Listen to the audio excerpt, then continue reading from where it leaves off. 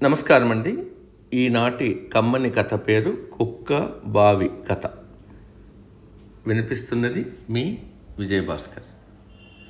అనగనగా ఒక ఊర్లో ఒక కుక్క తన 6 బుజ్జి కుక్క పిల్లలతో వాటికి మంచి బుద్ధులు నేర్పిస్తూ హాయిగా కాలక్షేపం చేస్తూ ఉండేది.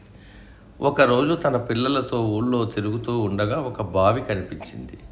ఆ బావిని చూపించి, మీరెవ్వరూ ఈ బావి దగ్గరకు వెళ్ళకండి, చాలా ప్రమాదం అని చెప్పింది. కుక్క పిల్లలు ఒకరోజు ఆడుతూ ఆ బావి దగ్గరికే వచ్చాయి.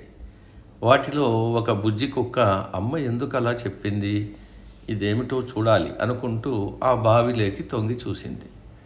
బావిలో తన నీడను చూసి లోపల నిజంగా ఇంకో కుక్క పిల్ల ఉందని దాని మీద అరవటం మొదలుపెట్టింది.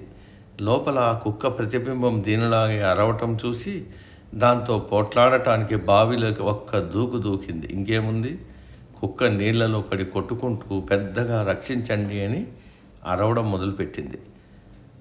ఆ దారినే వెళ్తున్న ఒక రైతు, అయ్యో కుక్క నీళ్లలో పడిపోయిందే పాపమని దాన్ని బయటకు తీసి రక్షించాడు. నీతి ఏమంటే, పెద్దలు చెప్పిన మాటలు వినాలి, కావాలంటే ప్రశ్నించవచ్చు కానీ ఎప్పుడు ధిక్కరించకూడదు. సమాప్తం.